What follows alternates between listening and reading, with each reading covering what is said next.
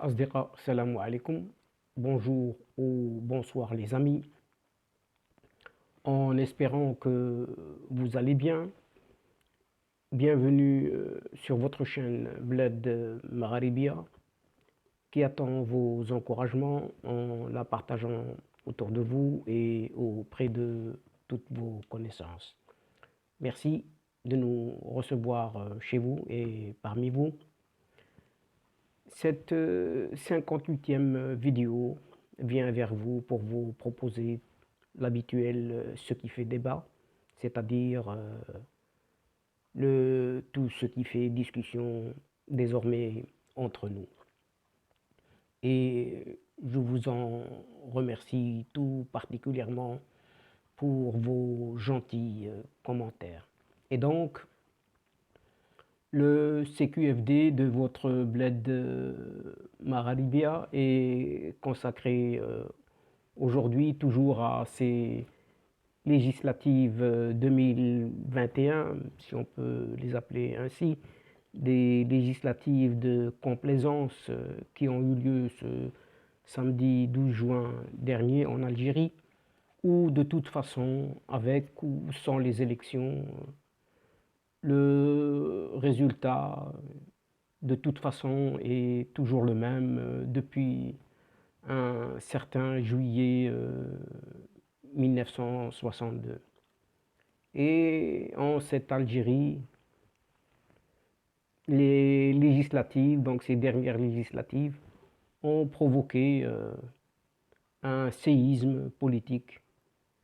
Donc depuis ce samedi dernier, les électeurs algériens qui étaient appelés à renouveler leurs députés ont massivement boudé les bureaux de vote et boudé par la même occasion les urnes de ces législatives 2021.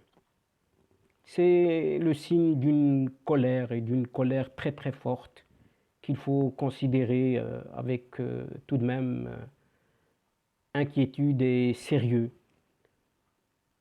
C'est ce qu'estime un éditorialiste du quotidien Liberté.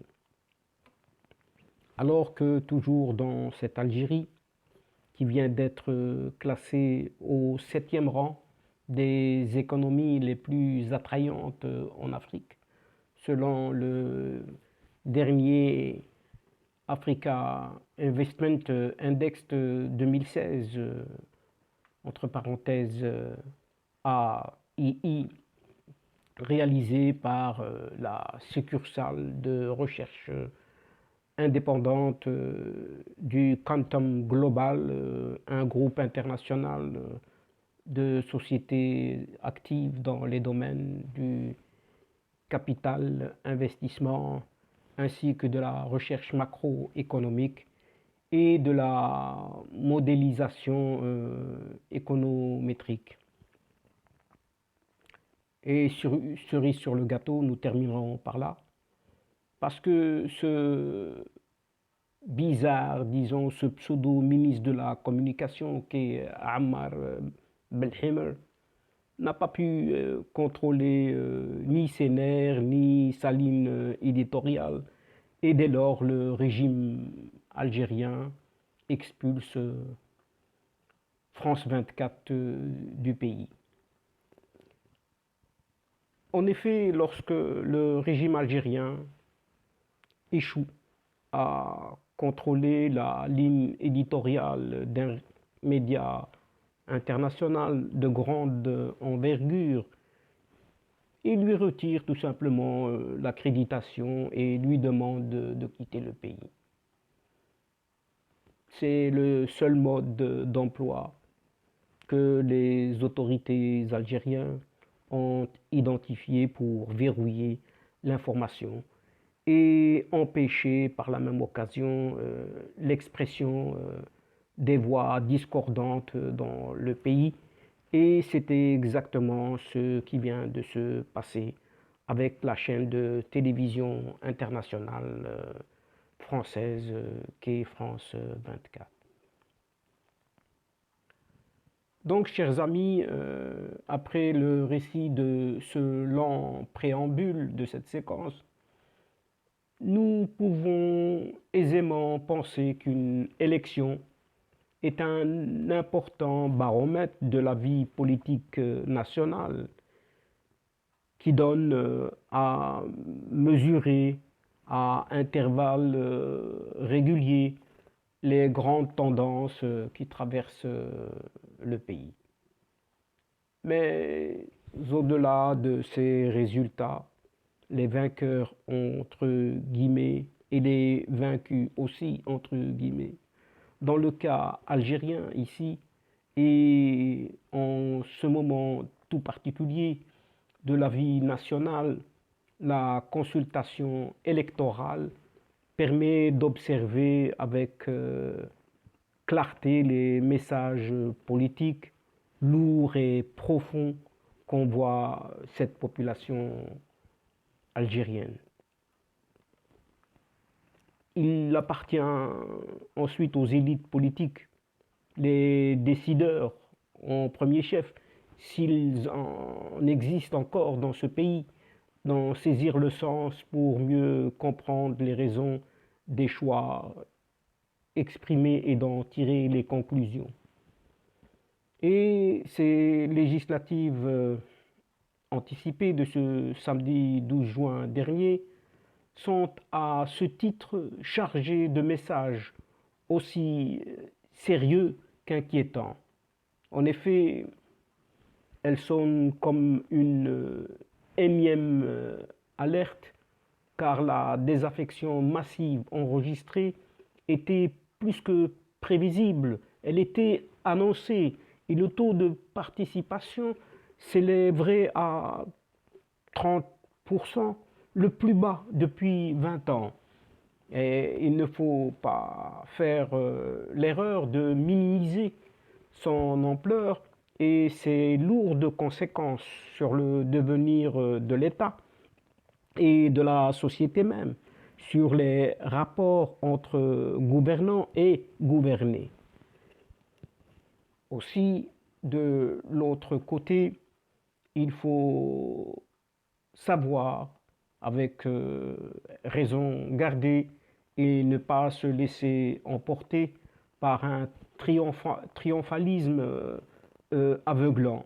L'heure n'est pas à l'euphorie, le moment est vraiment grave pour tous et tout le monde doit en prendre acte, tout simplement. Et aucun camp ne doit aborder ce séisme, appelons-le ainsi, un séisme politique, avec légèreté et crier victoire trop tôt. L'opposition et les partisans du Chirac avaient appelé au boycott du scrutin.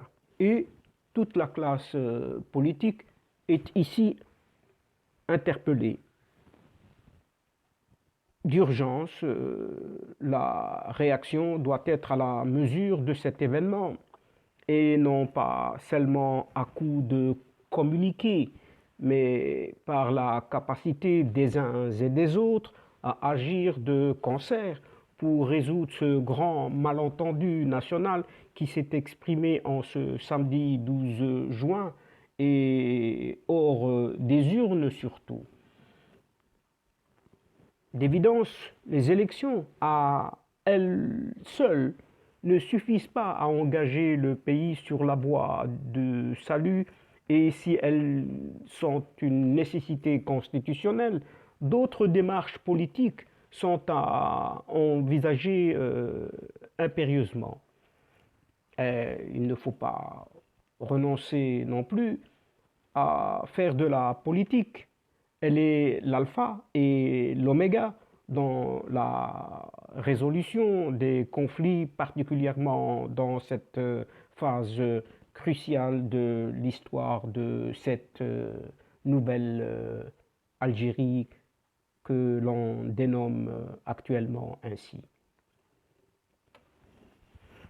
Elle rend possible ce qui peut nous paraître utopique et il faut oser en prendre le risque car il est évident que le pays est désormais rempli de colère, de ressentiment et surtout de peur.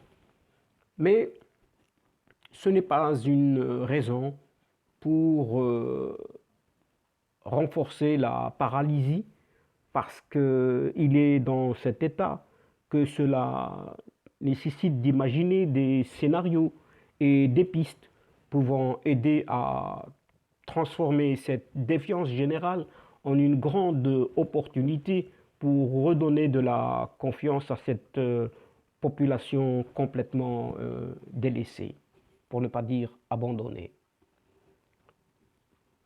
Cela commence par prendre des gestes forts pour essayer d'occulter ce désastre politique de ce samedi 12 juin passé, et il faut y répondre par un choc de confiance. Simple à dire, mais difficile à faire.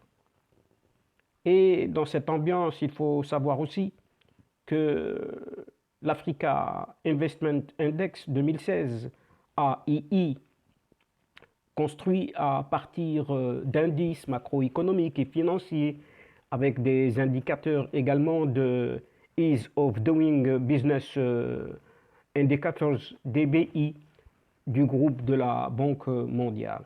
Et les indicateurs du DBI, donc DBI, classent les pays en fonction de l'orientation de leur environnement réglementaire en faveur de l'exploitation des entreprises. Et cet Africa Investment Index 2016 AII se concentre sur ces piliers ou facteurs parmi un large éventail d'indicateurs d'investissement qui comprennent la part des investissements nationaux dans le PIB, le produit intérieur brut, la part totale nette des entrées d'IED en Afrique, les prévisions de croissance du produit intérieur brut, donc ce PIB, la croissance du PIB en fonction de l'augmentation démographique, le taux d'intérêt réel, la différence entre la croissance de la masse monétaire et la croissance du PIB, le différentiel d'inflation, la cote de crédit, la couverture d'importation, la part de la dette extérieure du pays dans son revenu national brut, RNB, la balance des comptes courants, la facilité de mener les affaires et la taille de la population du pays, etc., etc. Et il y a plein d'indices de ce genre. Et ces indicateurs de la II reposent sur des données secondaires recueillies parmi les indicateurs de développement de la Banque mondiale et du Fonds monétaire international, World Economic Outlook, du centre de données de la CNUCED, CNUCED, et de ses propres estimations. Et c'est à partir de toutes ces institutions et toutes ces indications, ici l'Algérie arrive à intégrer le top 10 des destinations africaines qui attirent les investissements. Elle demeure devancée tout de même par les 5 pays africains jugés par cet index comme étant les plus fiables et attrayants de tout le continent. Et selon le rapport, les 5 principales destinations d'investissement en Afrique ont attiré un IED global de 13,6 milliards de dollars. Et ici, le Maroc, disons-le, a été classé deuxième sur cet index grâce à sa forte croissance économique, sa position géographique, stratégique, l'augmentation des investissements directs étrangers, sa balance de couverture des importations et son environnement d'affaires globalement favorable. Et quant à l'Égypte, s'est vu attribuer le troisième rang en raison de l'augmentation des investissements directs étrangers et de sa population urbaine croissante. Le quatrième pays sur la liste, c'est l'Afrique du Sud, qui s'est distingué grâce à la croissance de son PIB, la facilité de faire des affaires dans le pays et son importante population. Enfin, la Zambie a été classée cinquième sur la liste sur la base de son investissement intérieur et de sa disponibilité monétaire. Quant à la première place, elle est revenue au Botswana, qui se démarque par divers facteurs, dont la meilleure cote de crédit, la balance des comptes courants, la couverture de l'importation et la facilité des affaires. C'est dire, enfin, que cette Algérie a beaucoup de progrès et de chemin à faire pour arriver peut-être à accomplir ou du moins concurrencer ces pays africains. Et pendant tout ce temps, le ministère de la communication dirigé par ce Ammar Belhimer a décidé ce dimanche de retirer l'accréditation octroyée à la représentation à Alger de la chaîne télévision d'information française France 24. Et c'est Ammar Belhimer en personne qui a confirmé cette information. Le porte-parole du gouvernement algérien a tout simplement affirmé que ce retrait est motivé par l'hostilité manifeste et répétée contre notre pays, a-t-il dit, et ses institutions, le non-respect des règles de la déontologie professionnelle, la désinformation et la manipulation, ainsi qu'une agressivité avérée à l'égard de l'Algérie. Allez voir. En réalité, le régime algérien expulse France 24 parce qu'elle a tout simplement refusé de subir le diktat de la censure et elle a continué de parler ouvertement du Hirak tout en accordant la parole à plusieurs opposants algériens qui ont critiqué avec véhémence les méthodes totalitaires du régime algérien à la veille de la tenue du scrutin électoral d'hier samedi 12 juin concernant les élections législatives anticipées. Dans sa couverture médiatique de ces élections législatives du 12 juin, France 24 a décrit fidèlement la réalité en mettant en lumière l'immense abstention des électeurs algériens. Enjeu principal, le taux de participation nationale n'a atteint que 30,2%, ce qui a été annoncé par l'État. Donc 30,2% annoncé par les institutions en place elles-mêmes. Le score le plus faible depuis au moins 20 ans pour des législatives. Selon le président de l'autorité nationale indépendante des élections, c'est ANIE, A-N-I-E, et ce président qui est dénommé Mohamed Chorfi, qui l'annonce lui-même, un taux 30,2. Est-ce réel, la réalité, alors que le résultat à 2 heures ou 3 heures de la fermeture des portes des bureaux de vote n'était que de 14,47%. Là aussi, tout le monde s'interroge sur ce taux de participation à 30,2. Là aussi, allez savoir. Et à titre de comparaison, il se situait, ce taux de participation, à 35,7% lors des dernières législatives de 2017. Entre parenthèses, ce même taux était à 42,9 en 2012. La participation est même en recul par rapport à la pseudo-présidentielle de 2019, qui avait vu cet athée élu par désignation avec seulement 40% des voix, soit une abstention record pour une telle élection, a expliqué à ce propos France 24, exclu depuis. Et la chaîne de télévision a également décrit les affrontements qui ont opposé des manifestations ou des manifestants aux forces de sécurité dans plusieurs localités en Kabylie.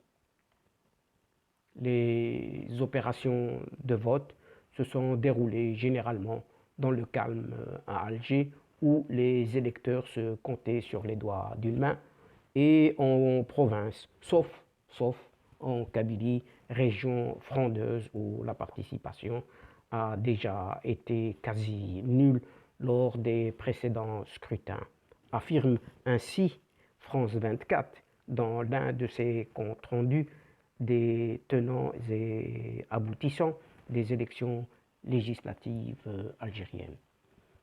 Décidément, cette couverture médiatique n'était pas du goût des autorités algériennes, qui ont fini par décider de chasser purement et simplement France 24 de ce pays algérien.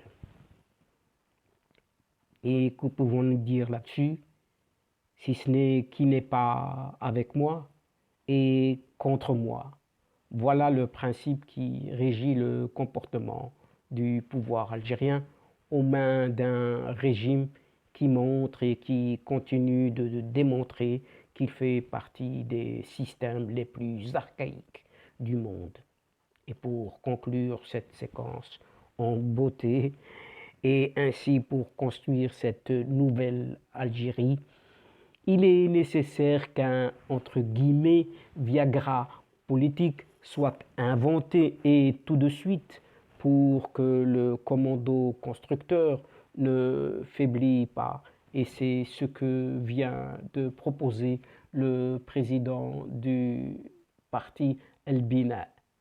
Ironique, ce Abdelkader Ben Grina a même affirmé avoir demandé au groupe pharmaceutique algérien Saïdal de produire ce Viagra devant stimuler, entre guillemets, de nouveau l'envie politique algérienne.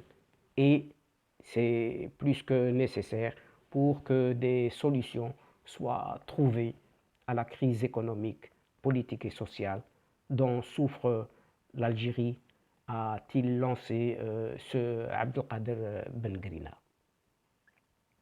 C'est sa manière de dire que c'est là une mission impossible, et ce qui montre et démontre le niveau des membres de cet establishment algérien. Et donc, chers amis, c'est sur ces propos contemplatifs de ce philosophe Ben Grina que nous prenons congé de vous en refermant la séquence d'aujourd'hui, tout en espérant vous retrouver bientôt avec grand plaisir au travers de votre ce qui fait débat, ou tout simplement ce qui fait discussion entre nous. Un tout grand merci pour votre confiance, pour votre fidélité et pour votre patience. Ne nous oubliez pas tout de même, en nous aidant mutuellement, et d'aider surtout votre Bled Maralibia en vous y abonnant et d'y faire abonner vos amis, vos proches, vos connaissances, et surtout, en partageant autour de vous et auprès de toujours vos connaissances les séquences vidéo de cette chaîne. Au revoir les amis, الأصدقاء السلام عليكم ورحمة الله تعالى وبركاته. À la prochaine fois et à bientôt. إلى اللقاء في حصة أخرى إن شاء الله. مع السلامة.